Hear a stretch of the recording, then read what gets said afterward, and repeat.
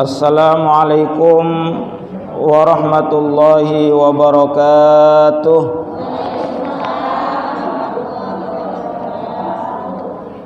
Bismillahirrahmanirrahim.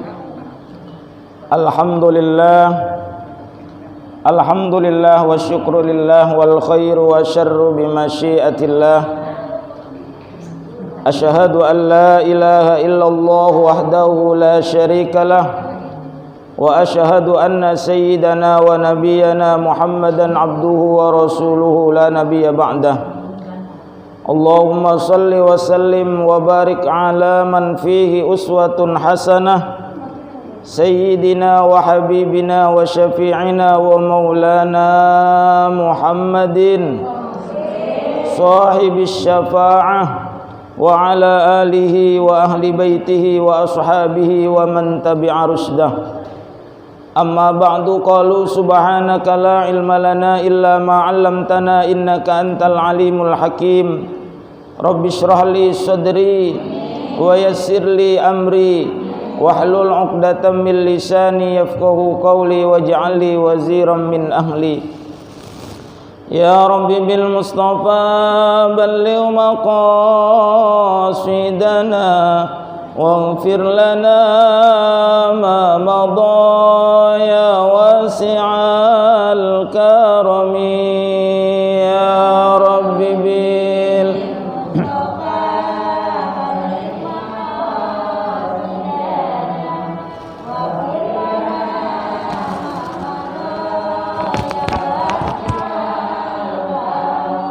Muhammadun sayyidul kaunaini wassaqalaini wal fariqaini min urbin wa min ajami. Ya Rabbi bil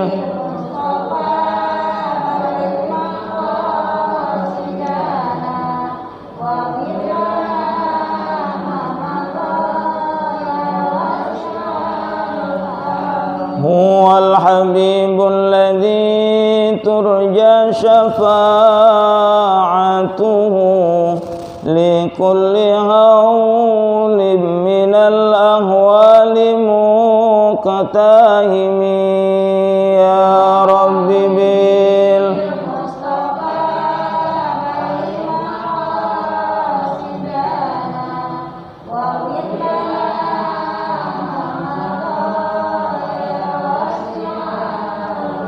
Maulaya salli wa sallim daiman abada ala habibika khairil khalqi kullihim.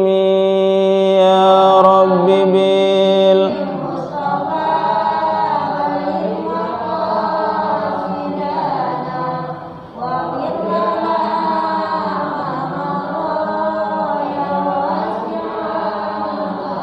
Allahumma salli wa sallim wa barik alaihi wa ala alihi ila hadratin Nabi Mustafa Sayyidina Muhammadin sallallahu alaihi wasallam wa ala alihi wa azwajihi wa auladihi wa dhurriyyatihi wa ahli baitil kiram ajma'in, khususan ila ruhi Salim bin Sunan al-Hadrami wa ila ruhi Imam Nawawi bin Umar al-Jawi wa ila ruhi Kyai Haji Ahmad Faisal bin Ahmad Jalali wa ila ruhi Bunda Hajah Siti Rabi'ah Adawiyah binti Ahmad Husain al-Mukhtar wa ila arwahi jami' amwatil muslimin wal muslimat wal mu'minin wal mu'minat min ahlil kubur syai'un lillahi wa lahum. Al-Fatihah.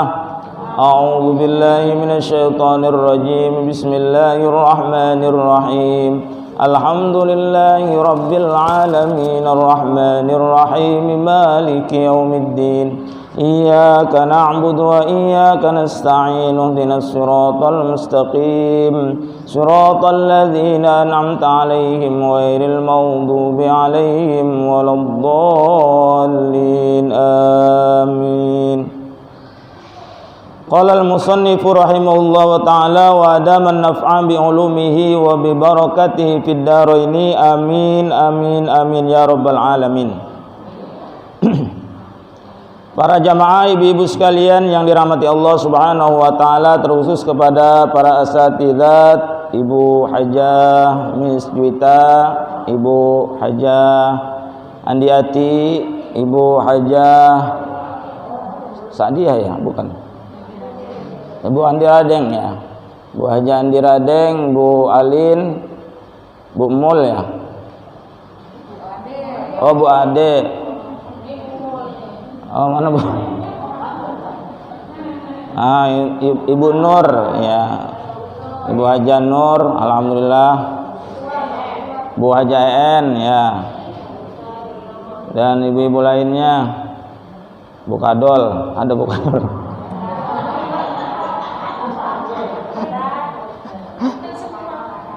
Ibu-ibu sekalian yang dirahmati Allah Subhanahu wa taala, bersyukur kepada Allah, berselawat kepada baginda Rasulullah Muhammad sallallahu alaihi wasallam. Alhamdulillah, pada siang hari ini lumayan rada kompak nih. Agak muter dikit ya.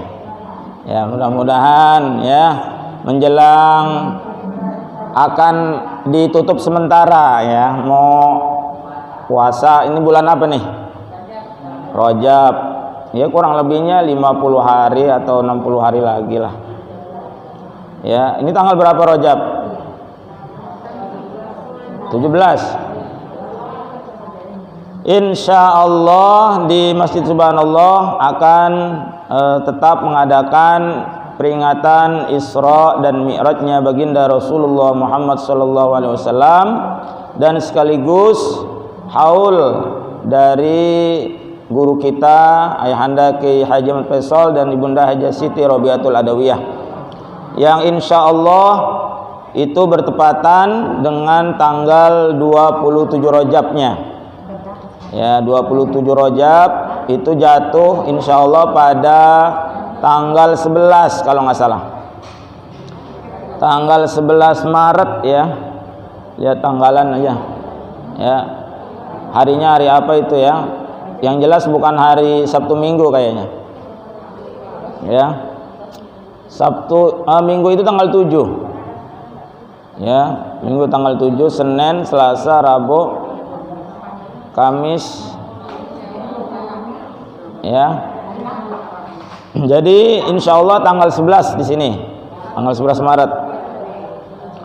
Nah, ibu-ibu sekalian, mudah-mudahan ya kita semuanya diberikan kemudahan, dilancarkan niat kita ya, keinginan kita semuanya, termasuk hajat-hajat kita semuanya, hajat daripada juga peringatan Isra dan juga haul, juga mudah-mudahan diberikan kelancaran ya, kemudahan, kelapangan, kegampangan, semuanya dimudahkan oleh Allah Subhanahu wa taala.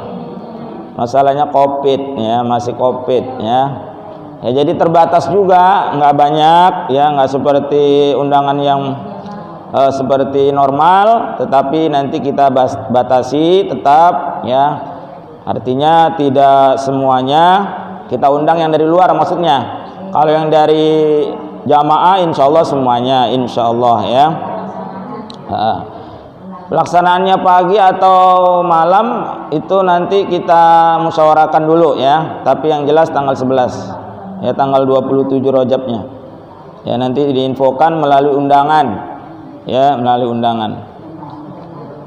Nah, ibu-ibu sekalian yang dirahmati Allah Subhanahu wa taala, pertemuan dan pengajian kita pada siang hari ini ya, kita langsung masuk kepada pembahasan, yaitu pada halaman 36. Halaman 36 yang paling bawah. Ma yajibu fihil qada'u wal kafaratu ya. Sini kita akan membahas yang pertama adalah tentang kafarat ya, kafarat atau kafarat ya, atau sanksi ya bagi orang yang melanggar berhubungan di siang hari di bulan Ramadan ya. Nah, ini perlu juga kita ketahui bagaimana sih syarat-syaratnya, karena enggak apa namanya, ada syaratnya ya, ada ketentuannya Ya, enggak semuanya yang berhubungan kemudian disanksi, enggak. Tapi ada nanti syarat-syaratnya akan kita bahas ya. Silakan dibuka ibu-ibu sekalian yang ada kitabnya di halaman 36 paling bawah ya. Paling bawah. Sudah ada Bu ya? Ketemu ya? Yang tidak megang silakan ikut juga ya. Biar kompak. Bismillahirrahmanirrahim. Faslun. Ini suatu fasal. Wa yajibu ma'al qada'i lis-shaumi al-kaffaratul uzma wa ta'ziru ala man afsada saumahu fi ramadana yauman kamilan bijima'in tamim asimin bihi lis-shaumi. Kembali ke depan. Dan wajib serta qada bagi puasa oleh kafarat yang besar dan pukul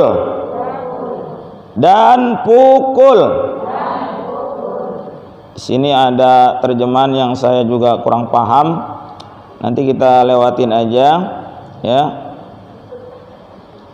Dan pukul atas orang yang merusakkan puasanya pada bulan Ramadan sehari yang cukup dengan sebab jima yang sempurna, lagi dosa dengan dia bagi puasa. Wallahu a'lam bishawab. Ya sedikit Bu, ya nggak banyak yang dibaca, tapi penjelasannya lumayan ya. Nah di sini dijelaskan bahwa bagi orang yang jima di siang hari di bulan Ramadan itu mendapatkan sanksi atau kafarat. Ya, di sini di kitab Kasyifatus Sajahnya dijelaskan lebih rinci. Ya. Wa yajibu ma'al qada'i lis-shaumil kafaratul uzma wa ta'ziruh. Dan diwajibkan disertai mengqadha puasa kafarat yang berat dan dihukum takzir ya, dan dihukum takzir.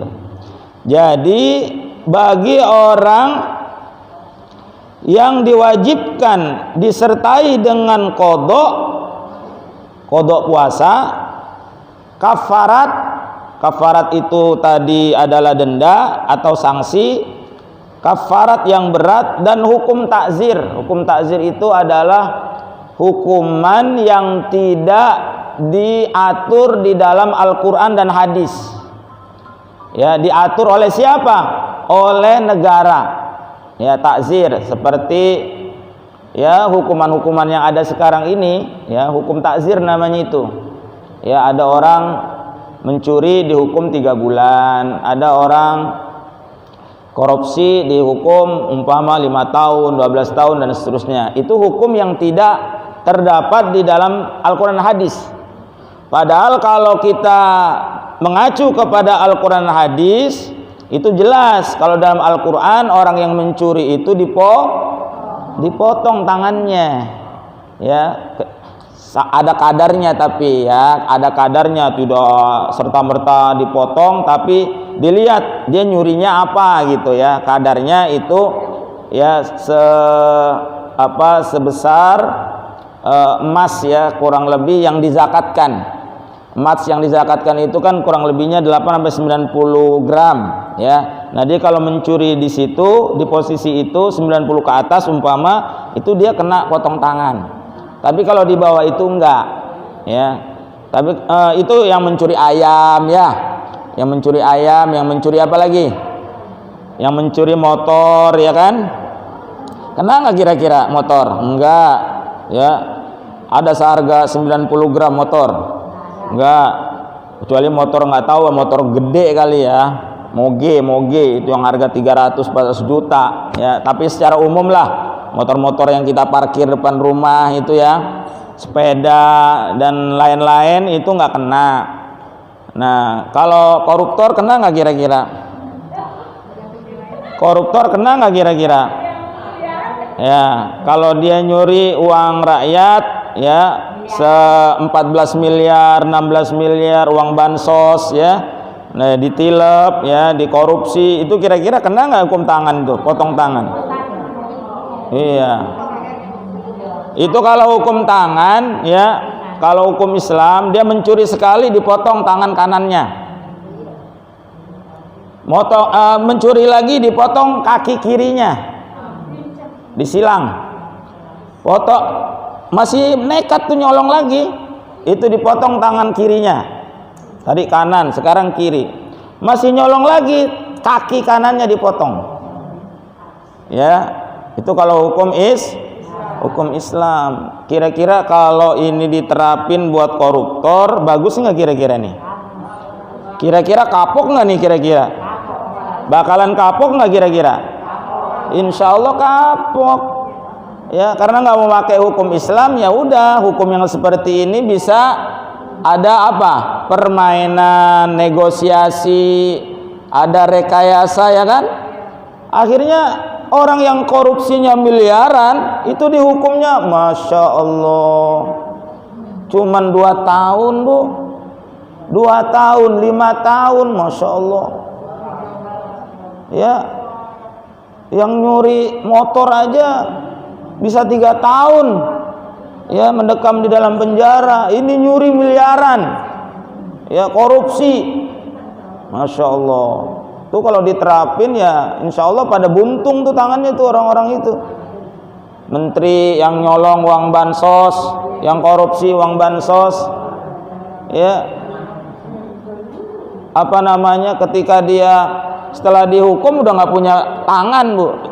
Maksudnya tangan itu bukan sampai di sini, bukan sampai di lengan, ya di sini bu, di pergelangan yang dipotong, di pergelangan sini, ya.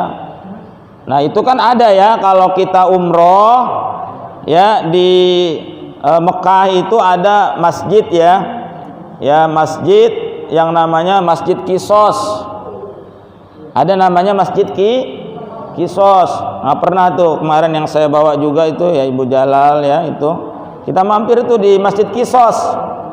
Masjidnya besar, putih, gede ya, nggak seperti di sini ya, karena masjidnya itu emang adanya di tengah-tengah kota lah, bukan di dalam-dalam gitu ya, pinggir jalan besar, Masjid Qisas.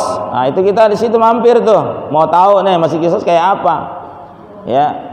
Cuman ya di situ nggak ada, kita lihat eksekusinya nggak ada.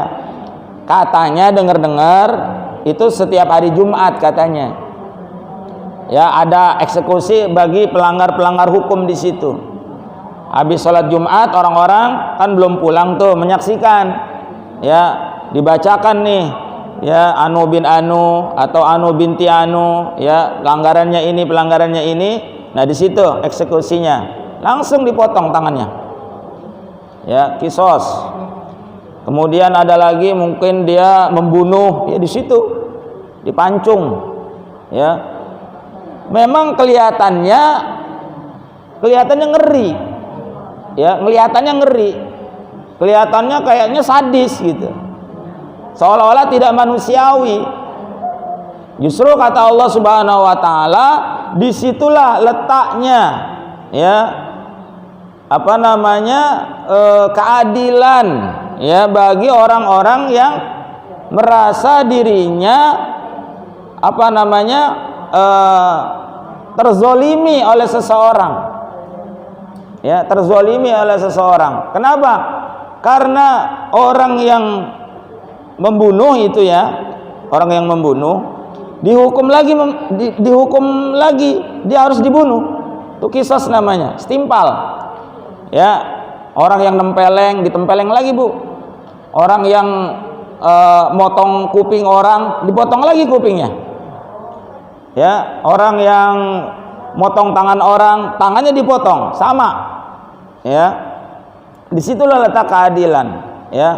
Kenapa? Karena kalau orang yang membunuh satu orang manusia dibunuh, itu kata ayat Al-Quran itu sama seperti halnya membunuh seluruh umat manusia. Kenapa? Coba kalau dibunuh-bunuhin semua, habis nggak kira-kira? Ada keturunannya nggak kira-kira? Kalau dia nggak dibunuh kan dia masih hidup, dia masih menikah, bisa menikah, berkeluarga, masih punya anak, punya cucu. Itu makanya membunuh. Waduh, itu bahasanya mengambil suami orang, maksudnya gimana nih? Ya. Oh, pelakor. Pelakor. Ya tergantung suaminya. Oh enggak. Enggak ada, memang dalilnya juga enggak ada, ya. Dalilnya enggak ada, aturannya enggak ada, di fikihnya enggak ada, ya. Jadi kalau begitu boleh jadi pelakor.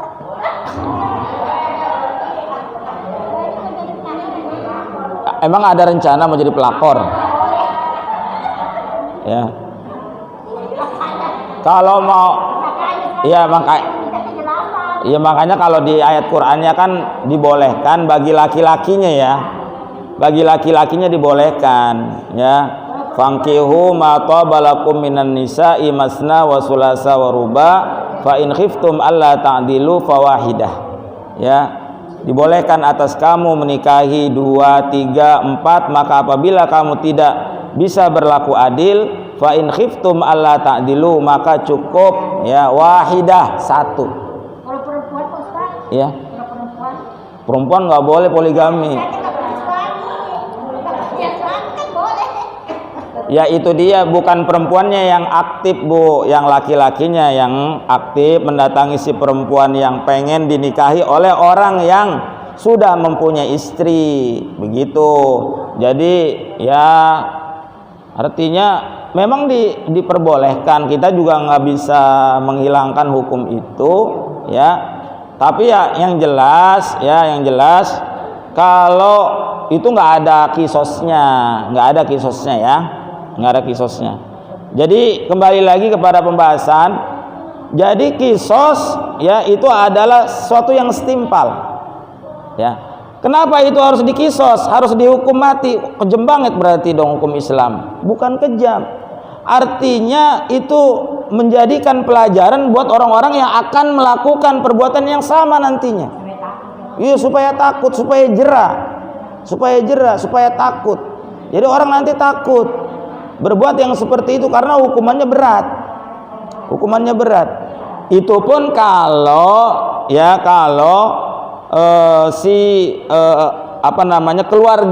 keluarganya itu tetap menuntut, Bu.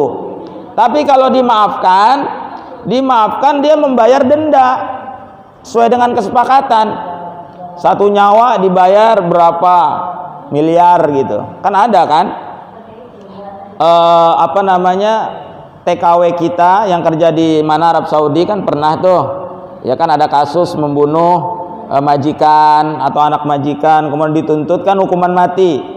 Nah, adalah dari sini pembelaan dari negara, memang itu memang menjadi kewajiban, ya, pembelaan hukum kepada warga negara Indonesia yang ada di luar negeri, kemudian negosiasi, kemudian akhirnya si keluarga ini dimaafkan tuh dimaafkan si pembantu itu, tapi dengan syarat si keluarga ini minta pembayaran.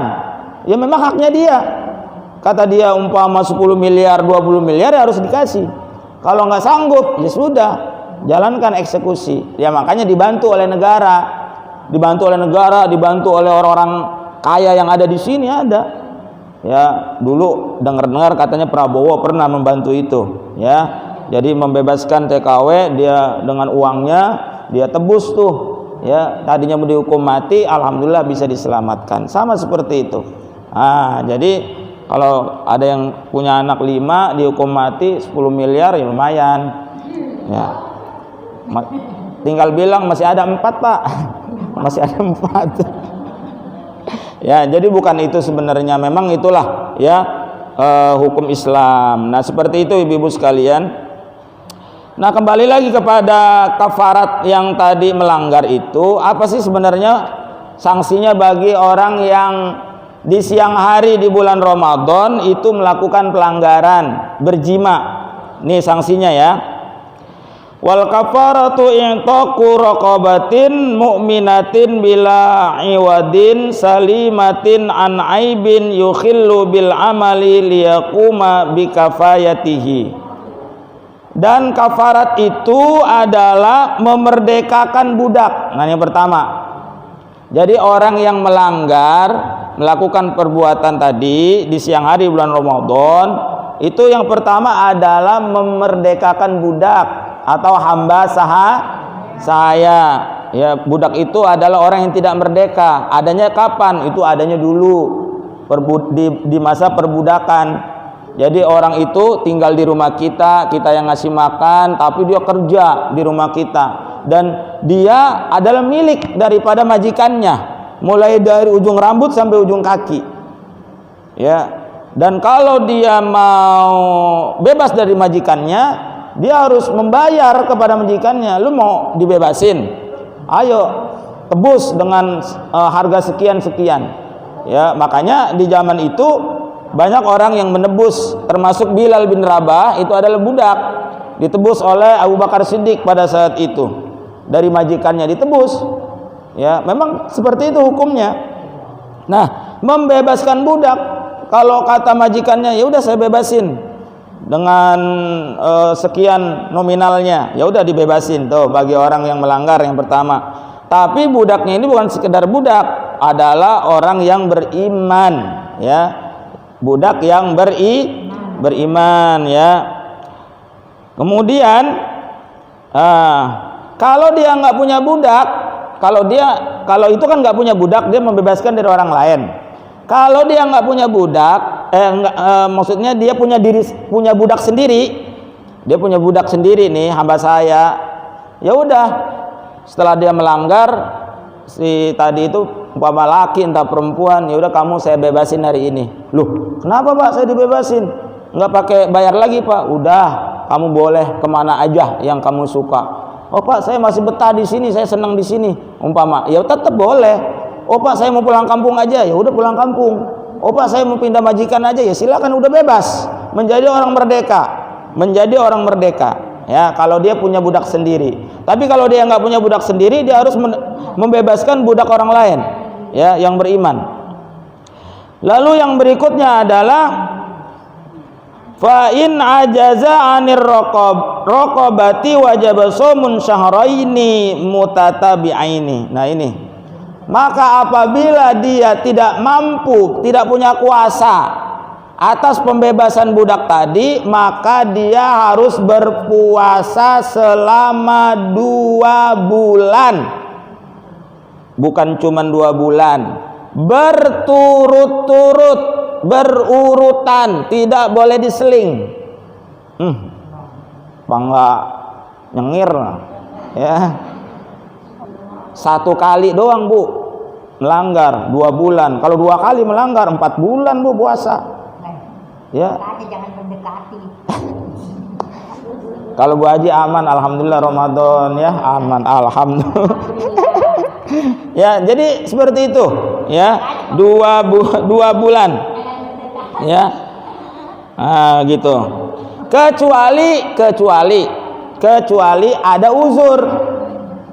Kecuali ada uzur. Ya kan Islam juga kan sangat manusiawi lah, nggak mentang-mentang harus berurutan. Ya harus, kalau ada uzur sakit umpama, nggak apa-apa kan, Ramadannya aja boleh orang sakit nggak berpuasa. Ada uzur lagi mau bepergian jauh, ya itu kan rukhsah juga bagi musafir di Ramadannya. Ya apalagi ini juga sama. Ya. Kemudian bagi perempuan yang haid, yang nifas, ya udah otomatis nggak bakalan puasa dia. Nah itulah di situ. Tapi setelah itu uzurnya sudah nggak ada, langsung puasa lagi. Nggak boleh santai. Oh nanti uzur hari ini udah kelar, besok harus puasa nih harusnya. Dia santai sehari itu, maka dia harus ngulang lagi dari awal. Ngulang lagi dari awal. Makanya ini berat Bu, ya. Kalau nggak tahu, Ya ntar dulu. Ini nanya pengalaman pribadi apa nanya apa nih? harus jadi juga supaya kita jangan ngantuk. Betul ya. Saya lanjutin dulu nih. Jadi 2 ya udah ya, itunya ya dendanya. Yang pertama membebaskan hamba saya, yang kedua berpuasa selama 2 bulan berturut-turut. Apa itu?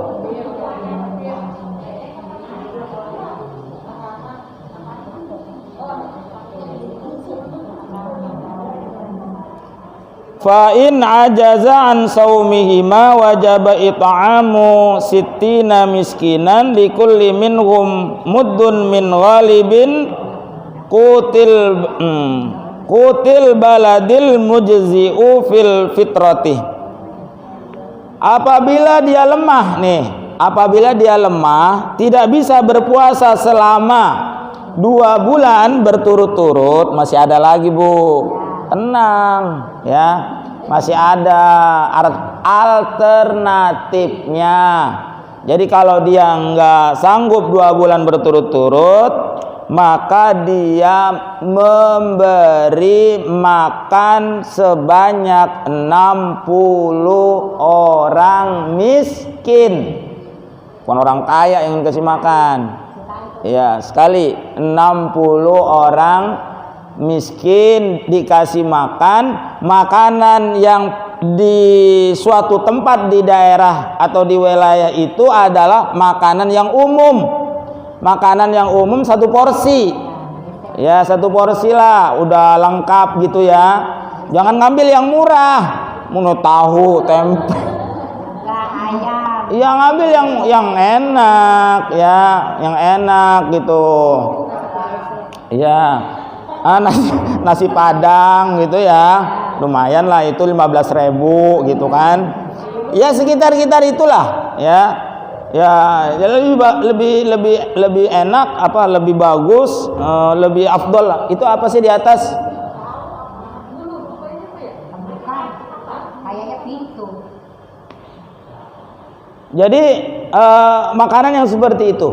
Nah, bagaimana kalau mentahnya? Ya mentahnya nggak apa-apa juga, boleh ya mentahnya. Maksudnya makanan bukan mateng ya, beras ya kan, beras umpama di inilah seharga 15.000 umpama seharga 20.000 ya umpama, langsung dikasih. Terus kalau uangnya gimana Pak? Ya uangnya boleh, karena ini apa namanya, kita pakai kias, pakai hukum kias zakat ya, zakat fitrah. Boleh pakai uang nggak Bu? Zakat fitrah boleh pakai uang nggak? Boleh. Kan tadinya beras, ya kan? Makanan itu apa namanya bahasanya kan gitu. Kalau di sini beras, kalau di luar negeri atau di Arab Saudi kurma, ada gandum kan gitu. Nah, kalau menurut Imam Syafi'i boleh dikurs ke nominal uang, ya kan? Nah, itu boleh juga sama. Saya mau kasih uangnya aja Pak, senilai makanan itu, biar dia milih lah, terserah dia kan enak. Terus kalau saya beliin comro, oncom dia nggak doyan gitu kan. Nah, oke, nggak masalah ya, nggak masalah. Jadi dikasih itu. Nah, dibedakan dengan fidyah ya. Dibedakan dengan fidyah. Kalau fidyah itu ya sama juga makanan yang mengenyangkan, tapi kadang-kadang ya 10.000 cukup gitu kan. Tapi kalau ini makanan yang komplit lah gitu ya, paket komplit yang di harga lebih dari itu gitu ya. Kalau fidyah kan kadang-kadang seliter ya, beras 1 kilo biasanya 1 kilo 10.000 kan ada ya kan, yang 10.000 sekilo tuh, atau seliter 10.000 sekilo lah ya, ukurannya sekilo. Nah itu fidyah. Tapi kalau ini makanan Bu, makanan yang komplit gitu ya, ada ya pokoknya lebih dari itulah kalau bisa ya, kalau bisa, supaya keafdolannya itu kita nggak melanggar lah dari ketentuan itu. Lebih itu lebih baik, lebih baik ketimbang kurang. Ibu juga kalau zakat fitrah juga begitu Bu, lebih zakat fitrah yang kita berikan itu lebih bagus. Sama Pak Ustadz bagaimana? Bagus. Lebih Pak Ustadz, lebih bagus. Kurang ya jangan, dosa ngurangin. Setiap hari makannya 10.000 per liter, kirain zakat yang 7.000 8.000, nggak bisa ya, dosa, nggak boleh ya, nggak boleh. Oh Pak Ustadz, saya mau zakat yang 12.000 Pak Ustadz, padahal saya makannya cuma 10.000, ya bagus ya. Kalau beras berapa? 3,5 saya mau ambil 4 liter Pak Ustadz, bagus ya. Abah tuh menerapin kayak gitu untuk keluarga ya, Abah itu. Jadi kalau 3,5 liter itu Abah ngambil 4 liter ya, takutnya ada jaga-jaga lah ya kan, takutnya ada kurang, ada apa kan gitu, lebih bagus. Nah jadi itu Bu sanksinya bagi orang yang melanggar tadi, berhubungan di siang hari di bulan Ramadan. Nah sekarang secara singkat saya kasih tahu nih syaratnya, saya bacakan aja langsung. Yang pertama itu adalah mereka orang yang menyetubuhi ya, menyetubuhi, maka terkecualikan dengannya orang yang disetubuhi, maka tidak wajib kafarat bagi orang yang disetubuhi. Nah ini dia nih. Jadi kalau yang menyetubuhi itu siapa biasanya? Laki-laki yang bayar kafarat. Perempuan yang disetubuhi itu tidak ya, tidak yang disetubuhi. Makanya yang datang kepada Rasulullah itu adalah laki-laki Bu, bukan perempuan. Yang datang kepada Rasulullah, ya Rasulullah saya ngadu, ada masalah apa? Iya ya Rasulullah, ini saya melanggar apa? Ini di siang hari saya puasa ya Rasulullah di bulan Ramadan ya, saya udah nggak tahan, akhirnya saya sama istri nyelonong ya Rasulullah gitu. Nyelonong apa? Ya gitu lah Rasulullah lah, ngerti lah ya kan, nyelonong gitu. Terus gimana? Iya, gimana Rasulullah ininya? Ya kamu bebaskan budak. Boro-boro Rasulullah, saya punya budak, saya orang miskin. Oh miskin, ya udah sekarang gini, kamu puasa ya, kafaratnya 2 bulan berturut-turut. Ya Rasulullah, yang puasa sebulan aja saya nyelonong, apalagi yang 2 bulan ya Rasulullah. Minta keringanan lagi nih, makanya hukumnya ada. Ya udah kalau kayak gitu kamu kasih makan 60 orang dari orang-orang miskin. Akhirnya ngomong lagi, ya Rasulullah, yang orang miskin di kampung saya itu cuma saya doang ya Rasul. Ya udah kalau gitu nih ada kurma sekarung, kamu bawa dah, kasih makan tuh keluarga kamu. Ya kan, udah apa nggak enak, udah nyelonong, dikasih kurma lagi. Awas besok jangan nyelonong lagi. Nanti sekarung lagi kurmanya ya kan. Nah ini kasus Ibu, kasus. Jadi supaya kita mengerti ya. Bu kalau disengaja nggak boleh ya, disengaja nggak boleh. Ini mah dia memang betul-betul sahabat yang memang rajin ibadahnya juga gitu, anunya riwayatnya. Nah kemudian yang kedua adalah yaitu persetubuhan yang merusak atau membatalkan puasa. Jadi persetubuhan yang merusak dan membatalkan puasa. Persetubuhan yang kayak gimana? Ya setelah yang tadi itu yang apa tadi? Iya, yang tamin itu artinya yang sempurna. Jadi persetubuhan yang Sempurna. Kalau cuma luar-luarnya doang, pinggir-pinggirnya doang, enggak. Ya ini kan harus dijelasin yang sempurna tuh kayak apa. Udahlah, ibu pasti udah tahu yang sempurna. Kalau yang nggak sempurna kayak apa, itu nggak kena. Itu nggak kena ya. Itu nggak kena kafarat.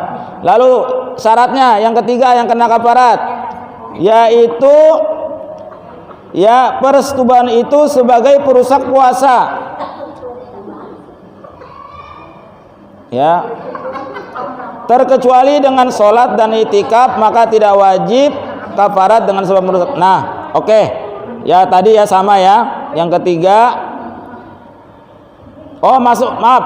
Yang kedua tadi itu persetubuhan yang merusak, maka tidak wajib kafarat kecuali bila berupa persetubuhan yang merusak pembatalan puasa dengan semisal terjadi dari orang yang sengaja sadar terhadap puasa, sedangkan dia berpuasa berkemauan sendiri, lagi orang yang mengetahui tentang keharaman hal itu meskipun ia tidak tahu perihal kewajibannya. Nah itu bu tadi kan nanya kalau nggak tahu, jadi mau tahu mau nggak tahu, kalau dia udah merusak membatalkan puasa dengan sempurna tadi jimanya, maka tetap kena ya, tetap kena. Ya tetap kena, makanya dia harus tahu. Setelah itu dia tanya, Pak saya begini Pak karena saya nggak tahu, ya tetap kena ya. Selama ini kita nggak tahu itu Pak Ustaz, kita pernah berbuat begitu bagaimana? Ya tetap kena, ya sekarang kasih makan lah 60 orang, udah gampang. Ya nggak apa-apa daripada nggak sama sekali. Kemudian syarat yang kelima syarat yang keempat adalah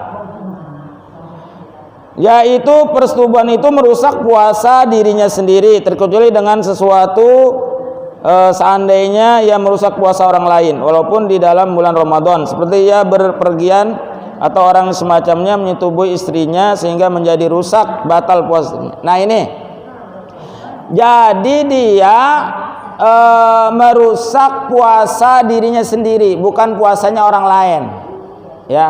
Jadi dia merusak puasanya diri sendiri, bukan merusak puasanya orang lain ya. Artinya gini, kalau ibu bepergian seorang laki-laki musafir, tiba-tiba dia pulang ke rumah, istrinya lagi puasa, main embat aja ya kan, lagi siang-siang bulan Ramadan, itu merusak puasanya orang lain, bukan puasa diri sendiri, karena dia kan musafir tadi.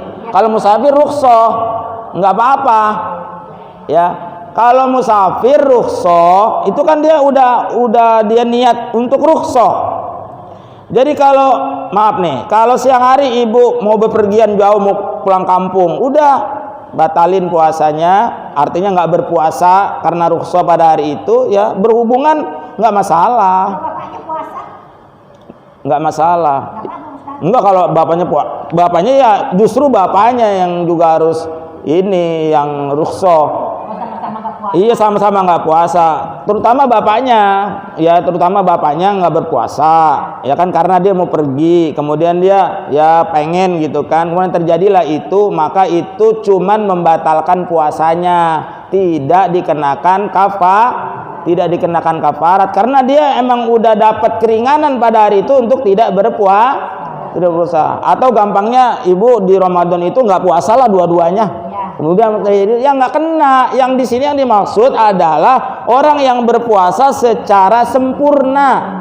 Dia malamnya niat sahur, paginya puasa, siangnya nyelonong. Nah itu yang dimaksud bu, ya itu yang dimaksud.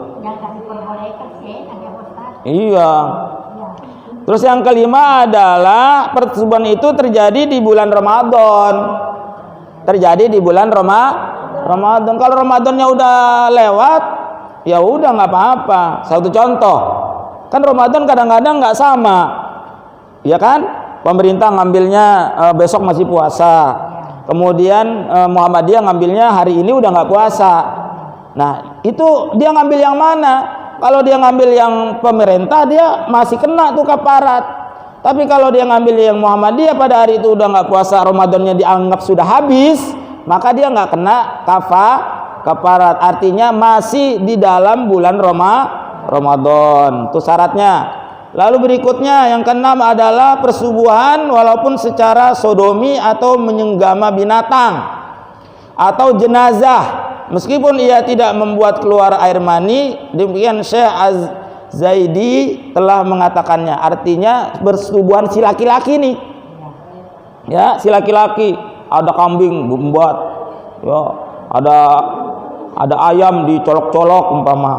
Ya, itu persetubuhan juga. Ya, nah itu dia batal puasanya kafarat pada saat itu, ya. Atau jenazah mayit ya disodomi, di apalah itu sama ya, seperti itu, kena dia kafarat. Yang ketujuh yaitu menjadi orang yang berdosa dengan persetubuhannya, maka terkecuali dengan suatu kasus seandainya keadaan si pelaku sebagai anak kecil atau kurang normal. Anak kecil puasa persetubuhan yang nggak kena, masih orang agak normal, kurang-kurang waras gitu ya, dia puasa di Ramadan dia nggak kena ya. Kalau mau nggak kena ya itu jadi agak-agak kurang normal, Bu, ya. Lalu yang berikutnya ada syarat yang ke-8 yaitu menjadi berdosa persetubuhan karena lantaran sedang berpuasa saja. Nah ini penjelasannya ya. Jadi lantaran karena sedang berpuasa, kalau nggak berpuasa ya nggak kena hukum ini, paham ya? Karena dia udah nggak berpuasa gitu loh, dari awalnya udah nggak berpuasa.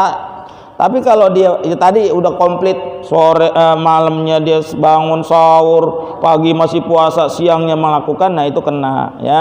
Yang ke-9 yaitu persetubuhan itu merusak puasa sehari penuh, merusak puasanya sehari penuh gitu ya. Jadi seperti itu perhitungannya. Kemudian syarat yang ke-10 yaitu tidak ada kesamaran. Ya, tidak ada kesamaran itu maksudnya jadi sadar, dalam keadaan sadar. Ini udah subuh gitu loh. Udah subuh, udah siang ya. Nah, jadi nggak ada jangan bilang gini. Saya pikir masih malam gitu. Saya pikir masih malam, belum subuh.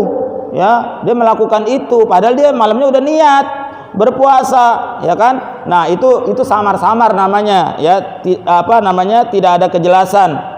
Ya, di sini ada nih penjelasannya. Masih tersisanya waktu malam, ya. Dia menganggap masih ada tersisa waktu malam padahal dia udah pagi hari, ya. Atau masuk waktu malam hari atau ragu-ragu dia. Salah satu dari dua hal itu lalu ternyata siang hari. Jadi dia mungkin di rumahnya nggak ada lampu kali ya, gelap gitu ya, jendela ketutup semua, dikira malam, tahu-taunya udah siang. Nah itu namanya adanya kesamaran. Kalau adanya kesamaran itu nggak kena. Tapi kalau dia udah tahu itu udah siang, udah tahu itu udah subuh, melakukan itu maka dia kena kafarat. Lalu terakhir yaitu syaratnya adalah keberadaan persubuhan itu secara yakin di bulan Ramadan. Nah, kalau ini mah gampang penjelasannya. Jadi yakinnya itu udah masuk bulan Ramadan, tanggal 1 Ramadan dan tanggal terakhir di bulan Ramadan. Bisa akhir di bulan Ramadan itu 29 hari, bisa 30 hari. Nah, itu ibu-ibu sekalian barangkali ya menjadi pengetahuan lah buat kita bahwa syarat-syarat itulah ya yang dimungkinkan kita dikenakan kafarat. Yang enaknya itu perempuan, ya perempuan gak usah bayar kafarat, yang bayar itu laki-lakinya udah, yang suaminya kena dia. Karena syaratnya yang pertama itu adalah yang membayar itu adalah orang yang menyetubuhi, bukan yang disetubuhi. Pada umumnya adalah laki-laki yang mendatangi si perempuan. Wallahu a'lam bishawab. Itu mungkin penjelasan pada siang hari ini. Kurang lebihnya mohon maaf.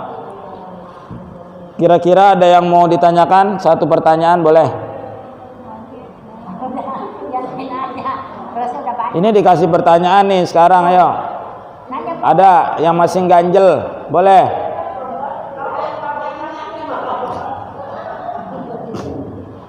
Kalau perempuannya yang pengen itu sesungguhnya perempuan itu ketika sudah zakar itu masuk kepada farjinya maka dia sudah batal puasanya. Jadi Bu, batalnya puasa si perempuan itu karena masuknya zakar ke dalam farji. Jadi perempuan itu sebenarnya pasif. Tetap dia posisinya adalah pasif. Ya, posisinya pasif. Ya, walaupun dia yang minta, walaupun dia yang pengen, walaupun dia yang narik-narik umpama ya kan. Perempuan nggak pernah pengen. Ibu nggak pernah pengen.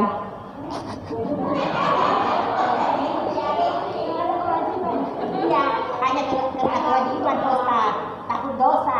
Betul. Ya, itu ya, betul. Saya kalau mau tiduran gitu ya, udah pakai parfum dulu, disir-disir dulu supaya sama-sama bergairah. Itu mah masing-masing tuh teknis Bu ya. Jadi yang jelas ya memang udah diatur ya. Kalau perempuan ketika suami meminta, ini hukumnya ya, ketika suami meminta si perempuan ini tidak ada uzur ya, tidak terlalu capek, tidak terlalu sedang normal gitu, tidak halangan dan sebagainya, ya memang kewajibannya memang melayani. Ya, kalau dia tidak mau pada malam itu dia dikutuk sama malaikat sampai pagi. Kalau kita nggak tahu Ustaz dosa, bagaimana? Iya. Kan waktu itu kita kan masih muda belum ngaji. Iya. Jadi kadang-kadang laki-laki mau kita nggak mau gimana? Ya itu tadi, tetap yang namanya nggak tahu dengan dosa itu satu perbedaan. Nggak taunya mungkin ibu nggak dosa, tapi perbuatannya tetap dosa. Ya, perbuatannya harus tetap diganjar, diberikan, dikeluarkanlah anunya, gitu kafaratnya, ya sanksinya. Sanksinya, kita kan nggak tahu Pak Ustaz. Ya tetap, tetap disanksi. Jadi begini. Ya memang dua-duanya memang harus saling inilah ya, saling mengetahui ya, memahami lah, kan juga melihat kondisi gitu kan. Kemudian mohon maaf ya, ibu kalau lagi nggak mau, lagi capek umpama ini, tapi ibu memaksakan, di situ ada ihsan namanya Bu, ihsan buat ibu. Satu pahala melayani istri, ihsannya adalah ibu memaksakan kehendak suami. Walaupun ibu dalam keadaan yang tidak sesungguhnya adalah tidak menginginkan. Nah, di situ ada ihsan namanya. Ihsan itu adalah kebaikan, Bu. Jadi ada kebaikan di suatu ibadah, ada kebaikan. Ibadahnya sendiri insya Allah dapat pahala, ya Bu ya. Kan kita berhubungan dapat pahala, Bu. Itu ibadah kan, dapat pahala. Nah, ihsannya itu adalah itu tadi. Ibu dapat pahala dari kebaikan yang lain gitu loh. Tapi ketika ibu nggak mau, yaitu tinggal dikomunikasikan saja secara baik-baik ya kepada suami. Gitu aja barangkali. Cari lagi. Gampang aja Bu, istri perempuan boleh ketika suaminya sudah meninggal menikah lagi. Ustaz, kata Ustaz ini juga pernah saya dengar katanya kalau perempuan gitu ya ditinggal sama suaminya, di belakang suaminya nggak nikah lagi gitu Ustaz ya, dia menjaga harga dirinya, dia taat kepada Allah, apa yang dilarang Allah dia tinggalkan semua. Kata Pak Allah pilih, katanya kalau nanti di akhirat pilih surga yang mana. Masuk ya dari pintu surga yang mana, insya Allah.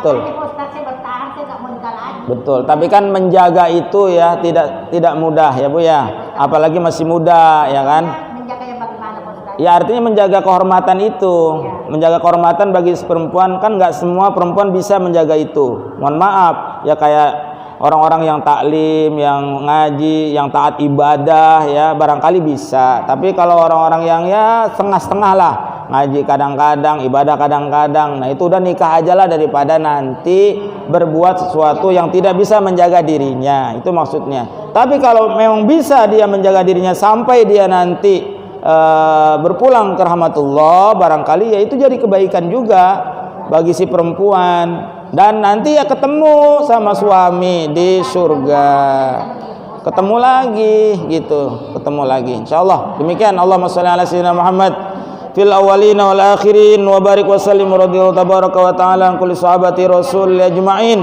Amin. Bismillahirrahmanirrahim. Alhamdulillahirabbil alamin. Hamdan syakirin, hamdan na'imin, hamdan yuwafi yukafi mazid. Ya rabbana lakal hamdu wa lakal syukru kama yanbaghi li jalali wajhikal karim wa 'azimi sultanik. Allahumma shalli ala sayyidina Muhammadin salatan tunjina biha jami'al ahwali wal afat wa taqdi lana ya Allah biha jami'al hajat wa taqdi lana ya Allah biha jami'al hajat wa taqdi lana ya Allah biha jami'al hajat khususan ila hajatina li jami'ina fi hadhil majlis fi hadhis sa'ah wa tutahhiruna biha min jami'is sayyi'at wa tarfa'una biha 'indaka 'ala ad-darajat wa tuballighuna biha al-ghayati min jami'il khairati wal hayati wa ba'dal mamat. Rabbana hab lana min azwajina wa zurriyyatina qurrata a'yun waj'alna lil muttaqina imama. Allahumma arinal haqqa haqqan warzuqna ittiba'ah wa arinal batila batila warzuqna ijtinaba. Rabbana zalamna anfusana wa illam taghfir lana wa tarhamna lanakunanna minal khasirin. Rabbana atina fid dunya hasanah wa fil akhirati hasanah wa qina adzabannar. Wa sallallahu ala sayyidina Muhammadin wa ala alihi washabihi wasallam. Subhana rabbika rabbil izzati amma yasifun wa salamun alal mursalin walhamdulillahi rabbil alamin. Wassalamu alaikum warahmatullahi wabarakatuh.